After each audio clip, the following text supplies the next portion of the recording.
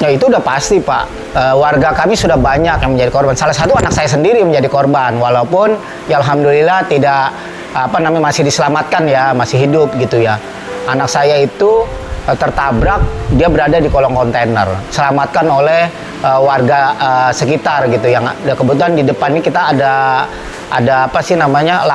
terminal truk kontainer Tanah Merdeka. Nah di sanalah anak saya kecelakaan. Dan tentunya itu bukan hanya anak Bapak, mungkin warga-warga yang lain. Warga-warga yang lain, mulai dari yang meninggal berapa bulan lalu warga kita ada yang meninggal juga.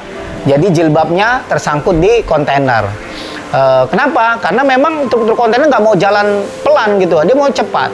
Apalagi melihat jalanan macet ada yang ngebut, apalagi jalanan lapang. Makanya kenapa saya pengen ada jalur khusus buat mereka, dipisah, jangan digabung dengan masyarakat dengan kendaraan umum. Dan juga ketiga adalah kita pengen ada jam operasional ditegakkan lagi yang sebelumnya pernah ditegakkan di Jalan Raya Pelumpang. Kenapa kok sekarang tidak berlaku lagi gitu? Dan ini berlaku juga dong di Cilincing. Karena kita ini sudah banyak korban, rata-rata mereka kepalanya pecah, gitu ya, jadi korban, baik anak-anak, ibu-ibu, anak sekolah ini terutama. Ya, pihak pemerintah dalam hal ini, termasuk Pelindo sendiri apa bentuk perhatiannya kepada para korban yang memang sudah? Ya, selama ini belum ada sih Pak ya, kan karena selama ini kita dihadapkan dengan para depo-depo aja Pak, depo-depo kontainer. Perhatian mereka ya kayaknya kurang gitu ya, nggak ada malah ya. Harusnya dengan melihat berita-berita yang sudah Zoom sampaikan kan di media online maupun di YouTube, itu kan sudah menjadi bahan buat mereka evaluasi gitu. Cuman saya lihat kayaknya kan responnya kurang ya Pak ya, karena saya saat yang ikut demo juga ya buat di depan Pelindo. Jadi saya lihat memang kurang. Dan kita warga Cilincing ya, khususnya Kalibaru, kita kan berdampingan juga dengan MPC One, anak perusahaan dari Pelindo. Dibanggakan di Asia, tapi di lingkungan sekitar justru kita menjadi dampaknya kurang bagus gitu ya.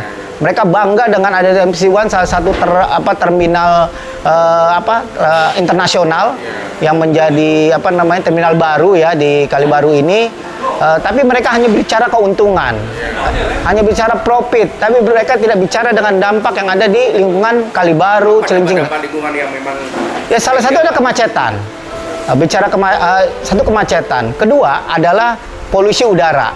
Dengan banyak yang kontainer lalu lalang, ini kan jalur kontainer ada di atas pemukiman warga itu. Kalau ada di RW 8, RW 10 dan RW 9, itu kontainer ada di atas pemukiman warga. Belum lagi bisingnya, ketiga bising. Kalau malam itu kalau mereka antri pada pencet klakson, warga terganggu. Jam 2 malam, 3 malam mereka terganggu tidurnya. Yang paling beratnya adalah polusi udara. Karena ketika mereka mengantri atau macet di atas, itu kan polusi dari knalpot, udara tercampur dengan knalpot dan imbasnya adalah ke masyarakat. Dan masyarakat ada balita, ada lansia, dan ini akan kena dampaknya karena faktor usia mereka juga mempengaruhi penyakit-penyakit yang ada dalam tubuhnya gitu Pak. Terima kasih Pak Ya. RW.